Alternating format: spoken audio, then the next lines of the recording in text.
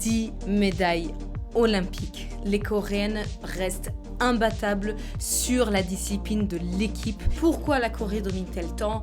Comment font-ils? Et qu'est-ce que ça représente sur la culture coréenne? C'est ce qu'on va essayer de répondre dans cette vidéo.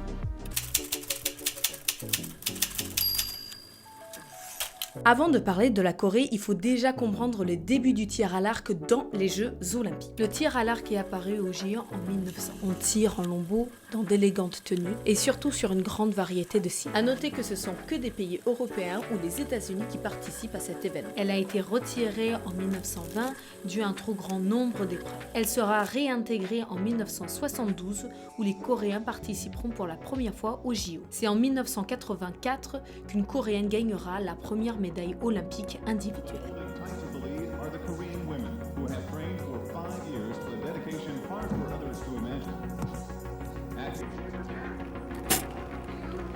Show our new Olympic gold medalist. Kim Kyung-wook is the 1996 women's archery champion, but the Korean lead is such that can miss the target completely on her final arrow, and the gold medal will still be theirs, becoming the 5th straight Korean to win the women's individual Olympic championship.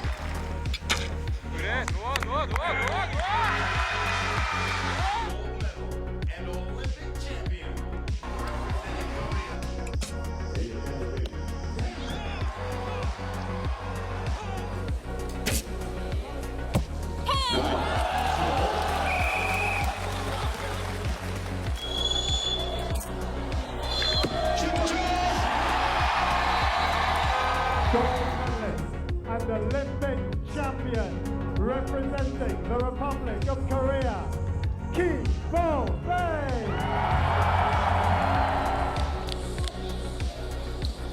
Olímpicas, República da Coreia. Gold medalists and Olympic champions, Republic of Korea.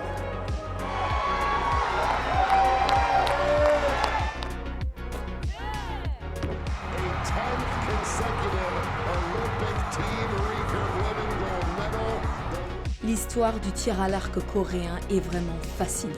Mais derrière cette performance coréenne incroyable se trouve une histoire unique.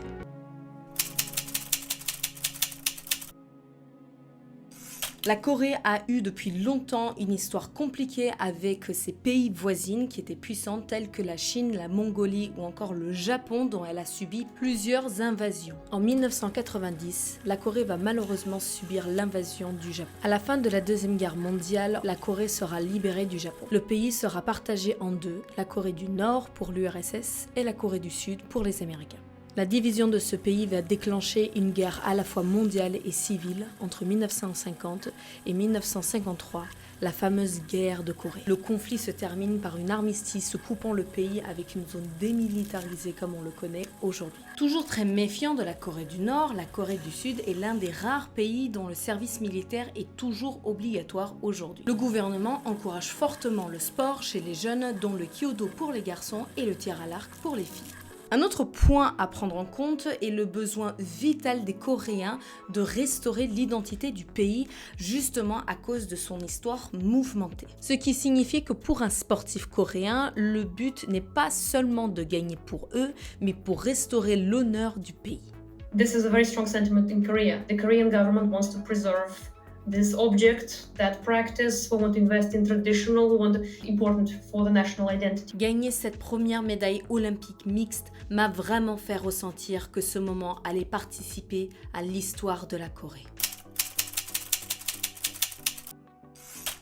Maintenant qu'on a compris le cadre historique, on va pouvoir s'intéresser au tir à l'arc olympique. Et chose très surprenante, ce n'est qu'à partir de 1970 que les Coréens vont pratiquer pour la première fois le tir à l'arc olympique. L'une des premières infrastructures serait apparue au collège pour filles de Yunchun en 1973. Par la suite, en 1975, sera ouvert ce même club, cette fois-ci au lycée. Les clubs en Corée sont reliés directement à l'université pour avoir une meilleure structure. Le système coréen, que ce soit pour l'éducation ou pour le sport, est réputé pour être très dur. On ne fait pas forcément du sport parce que ça nous plaît, mais pour gagner. Ici, on fait du tir à l'arc parce que ça nous plaît. La gagne n'est pas une obsession. Mais en Corée du Sud, on tire pour gagner, même si on n'aime pas la discipline. Et il est important de gagner si on représente son pays. En Corée, les coachs et les entraîneurs sont extrêmement respectés. Il y a une hiérarchie bien spécifique qu'il faut suivre et dont il faut écouter ses aînés. Teachers are always highly respected, pressure to succeed,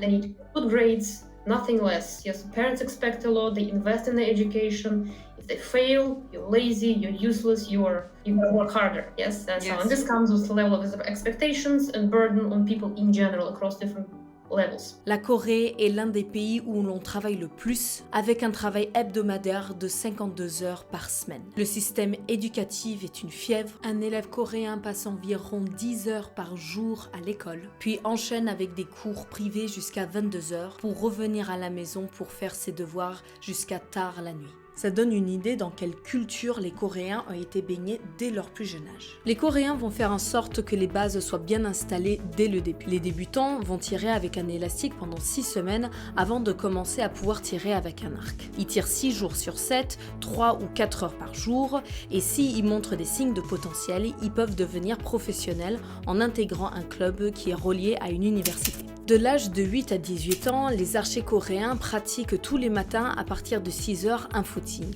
Ils tirent entre 3 et 6 heures par jour, ce qui représente entre 300 et 600 flèches, 1000 avant la compétition. À titre de comparaison, un archer français étudiant va tirer entre 150 et 200 flèches par jour. Arrivés à l'âge de rentrer dans une université, les archers sont intégrés dans une équipe professionnelle où ils sont payés pour faire qu'une seule chose, tirer. Sur cette carte, on peut voir le nombre de clubs professionnels. Il serait estimé qu'il y ait 130 archers professionnels et 500 coachs en Corée. Les Jeux Olympiques sont la seule priorité pour les archers coréens.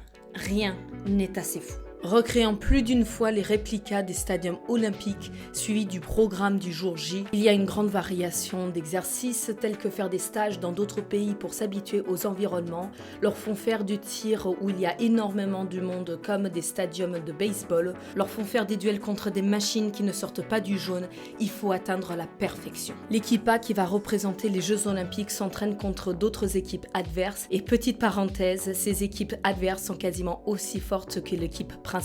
Car il ne faut pas oublier que la carrière d'un Coréen est relativement courte due à la très grande concurrence qu'elle subit. Pour être honnête, ce n'est pas facile de se sélectionner 2 fois aux Jeux Olympiques en tant qu'athlète coréen.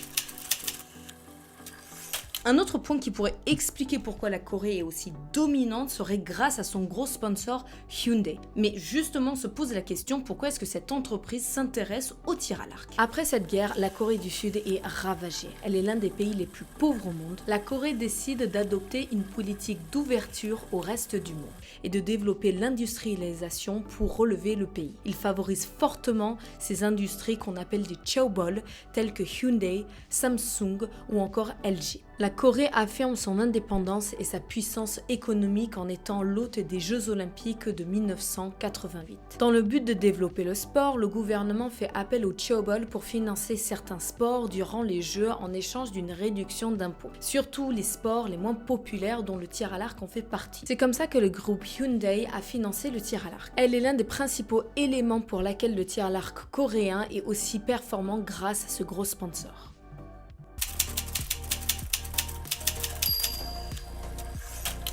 Au final, c'est pas aussi étonnant que la Corée ait de tels résultats. Il faut considérer que le tir à l'arc en Corée, c'est le basket aux États-Unis ou le ping-pong pour la Chine. En quelques mots, il n'y a pas de secret coréen, mais un système très efficace qui peut se voir par ses résultats.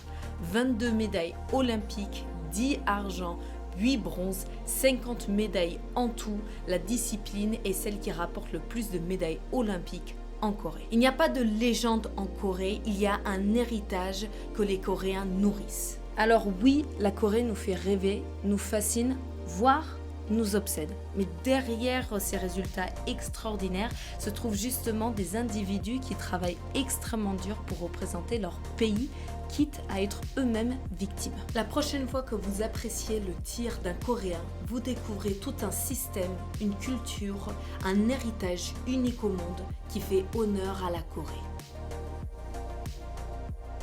J'espère que cette vidéo vous a bien plu, dans tous les cas, que vous avez appris quelque chose de l'histoire de la Corée du tir à l'arc ou tout simplement de la culture. Je remercie tout particulièrement Christina d'avoir participé à cette vidéo et d'avoir répondu à mes questions. Si vous voulez en savoir plus sur le tir à l'arc coréen, je vous conseille vivement d'aller lire le documentaire Inside the KAA dans le magazine Bow International ou de regarder sur Archery Plus leur documentaire 10 qui est super intéressant. Dans tous les cas, laissez-moi un commentaire pour savoir si ce type de contenu vous plaît, quel type de sujet vous voudrez que j'aborde. Pensez à vous abonner, ça m'aide beaucoup et je vous dis à la prochaine fois.